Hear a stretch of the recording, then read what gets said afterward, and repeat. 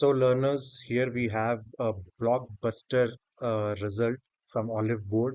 We have the SSC CGL 2025 results, and we have All India Rank 1 Dhruv Rana. We have All India Rank 3 N Ramcharan, All India Rank 4 Bitan Majumdar, All India Rank 6 Anirudh Sharma, and All India Rank 14 Himanshu Redu. So we wish them heartiest congratulations for their hard work. They have been associated with Oliveboard, and uh, with such courses, crash courses, revision practices, sessions, marathon sessions, we hope that we produce such results again and again. We are definitely confident for that. Once again, congratulations for such an awesome result. That's it. Thank you. Hello everyone, welcome back to the awesome series. We learned about history of making of Indian Constitution. We saw which were the acts which came, correct?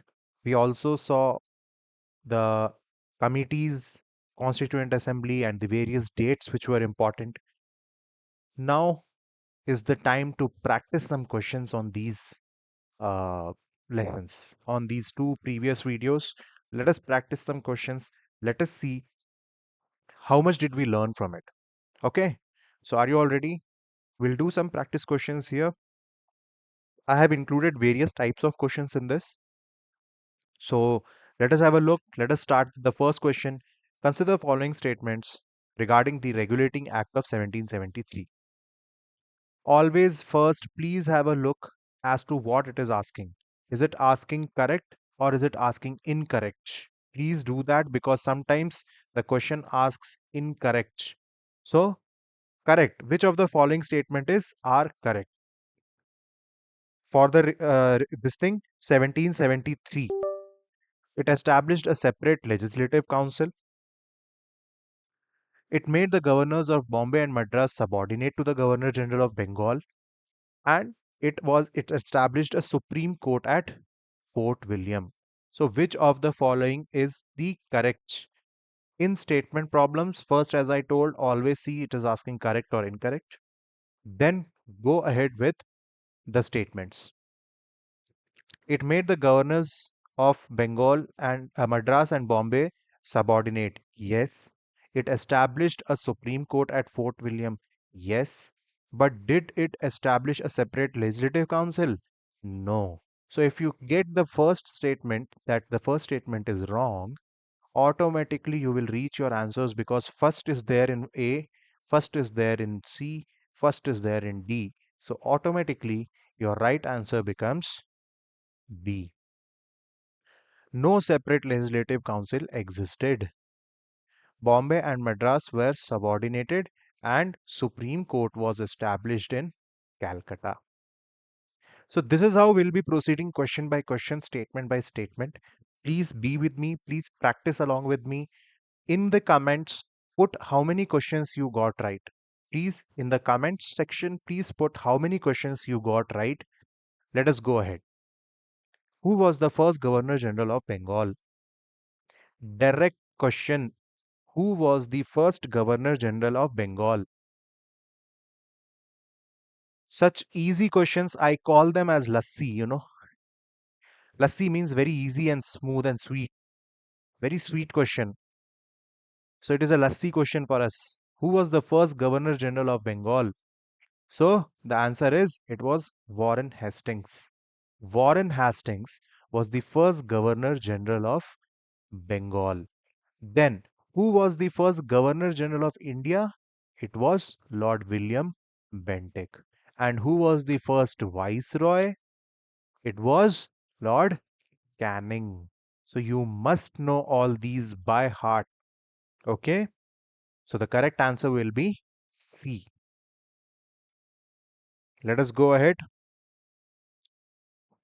Next, with reference to Pitt's India Act of 1784, consider following. First of all, in such problems, what you will check first, it is asking correct or incorrect. So it is asking correct. Okay. Statement 1, it has distinguished between commercial and political functions of the company. Second, it introduced direct elections in India. And third, it brought Indian affairs under British government control. First statement is right. It distinguished between commercial and political functions. Okay. Third statement, it brought Indian affairs under British government control. Yes.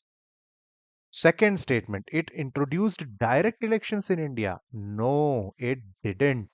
So the second statement becomes wrong. Now, which option is not having second?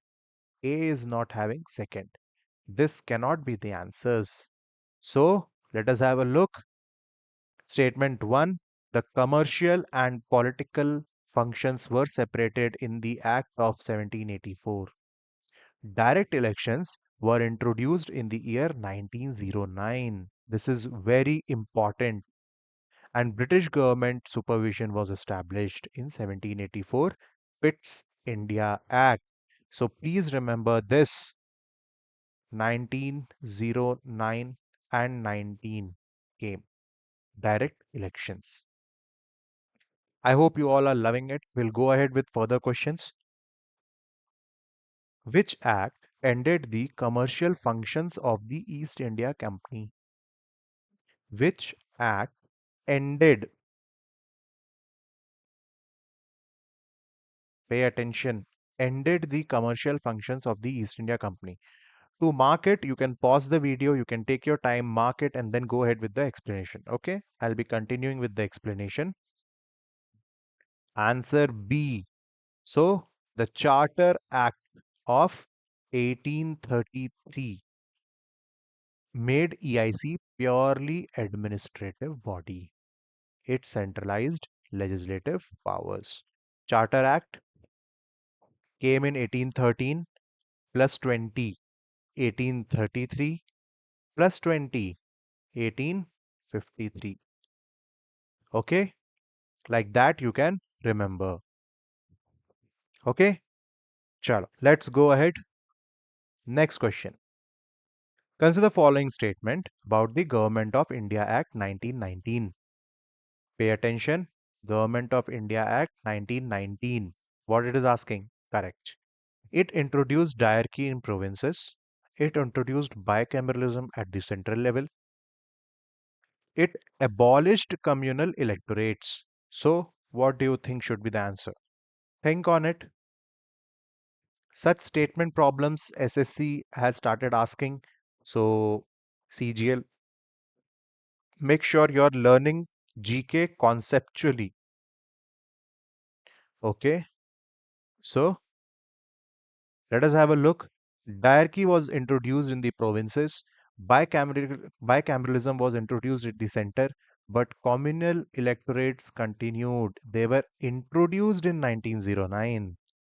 This is the key word here. They were introduced in 1909. They were not abolished in 1919. They were continued. Communal electorate continued in 1919. Okay? Please pay attention. Such words are traps. Should not go into traps. Please be careful of such words. Continued. Okay, so be careful of such words. Established,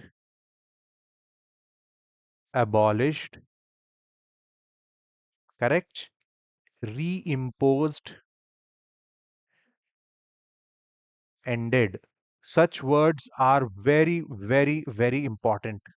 Okay, make sure you are not losing marks in this.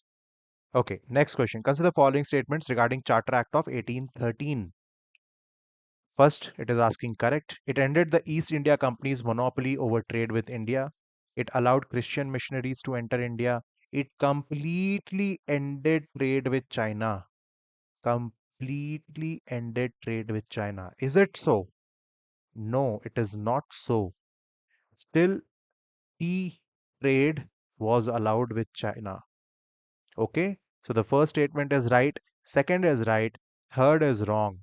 So if third is wrong, all these options get eliminated. The answer becomes A. Monopoly ended except tea trade and China. Tea and China trade, missionaries were allowed for the first time to expand Christianity, and trade with China continued till 1833. Okay, everyone. Let us go ahead.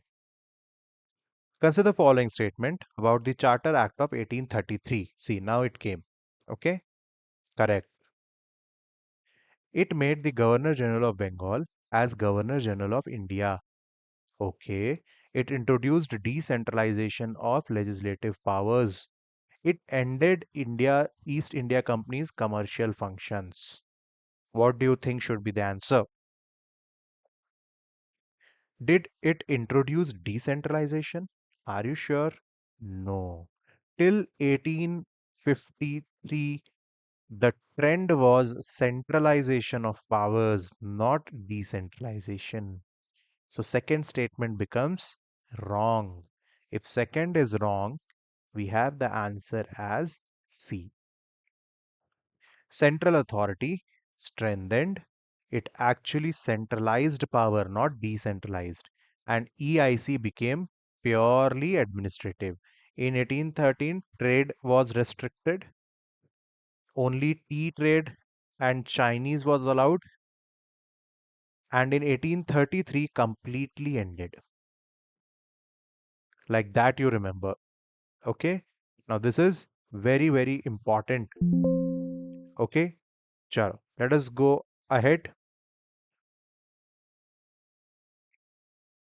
Next question. With the Charter Act of 1853, consider it is asking correct. It introduced open competition for civil services. It separated legislative and executive functions. It introduced responsible government in India. Are we sure of this? No, it didn't. So, third becomes wrong. The answer is A, which, so by the Act of 1919 and 1935, responsible government were introduced. This is very, very important. ICS merit-based exams were introduced. Legislative and executive separation was done. Legislative and executive separation was done. And responsible government came in 1919 and 1935. Super important question. So please keep commenting how many questions you're getting right. Okay, let us go ahead. Consider the following about the Government of India Act 1858. It abolished the East India Company. It introduced the post of Secretary of State for India. It established diarchy in provinces. Think and tell. Did it establish diarchy at provinces? No. Yet it abolished East India Company and Secretary of State was introduced. So the answer should be A. Now, which act did it? Which act established 1919? Montague Chelmsford reforms. Okay. Company rule ended by 1858.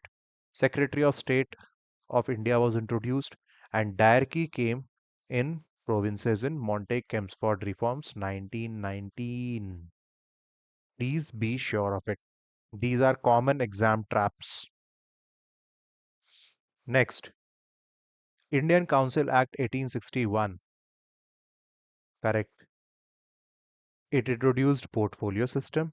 It started decentralization by restoring legislative powers, and it introduced the direct elections. Direct elections. Are we sure of this? Think on it. So the correct one becomes yes, the portfolio system was introduced.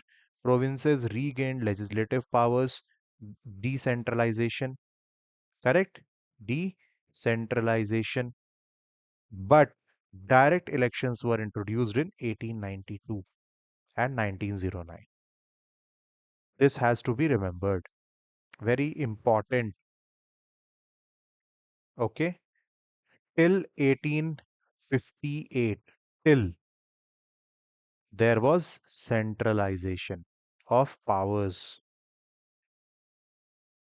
After 1858, decentralization started. Next, with reference to Indian Councils Act 1892, consider the following. It introduced indirect elections through nomination. It allowed discussion on budget. It introduced separate electorates.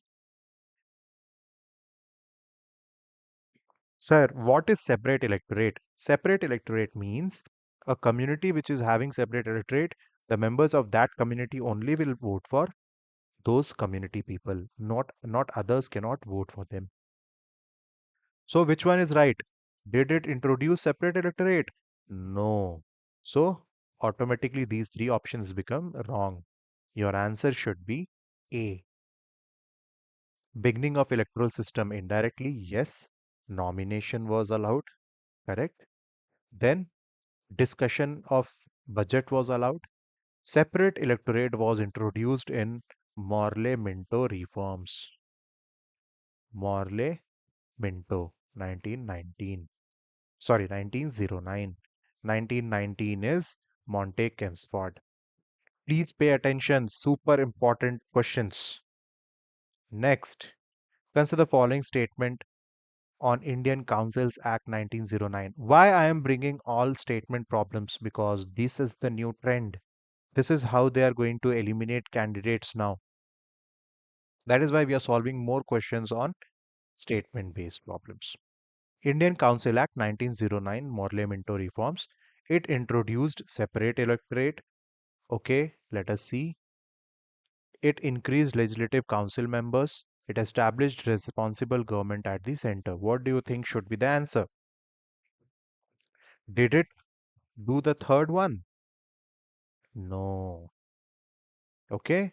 Communal representation was started, separate electorate started, strength increased from 16 to 60, and no responsible government was established. So the answer should be A. I hope you all are following up with me. Let us go ahead. The Government of India Act 1919, correct answer. It introduced diarchy in provinces.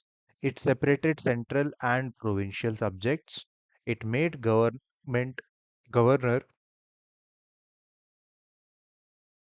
it made governor accountable to legislature for reserved subjects. What do you think? It is a very good question. Think on it and answer. So,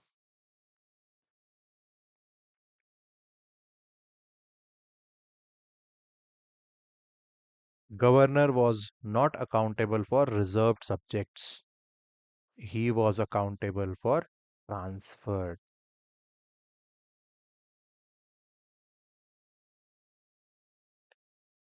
Diarchy was introduced by this act. Subjects were separated during the act of 1919. Okay, so be careful with these common exam traps. They are very, very crucial. You should not lose marks. With reference to Government of India Act 1935, consider the following. It introduced provincial autonomy. It proposed All India Federation. It abolished bicameralism in provinces. Think on it. Did it introduce provincial autonomy? Yes. It proposed All India Federation? Yes. Did it abolish bicameralism in provinces or did it introduce? Important. So, third statement is wrong. It introduced bicameralism. Okay? Provinces got autonomy and federation was proposed, but it never came into being. Okay? This is important. It couldn't be implemented. Okay, next. Consider the following statement regarding Indian Independence Act of 1947. Okay, correct. It made India a sovereign nation. It abolished the office of Governor General immediately. It made Constituent Assembly a sovereign legislative body. What do you think should be the answer? Think. So, Governor General continued as constitutional head. Rajgopalachari, correct? India became independent and sovereign, and Constituent Assembly got legislative and constituent powers. C. Rajgopalachari was the first Indian Governor General. He was the first and last Indian Governor General. Please pay attention.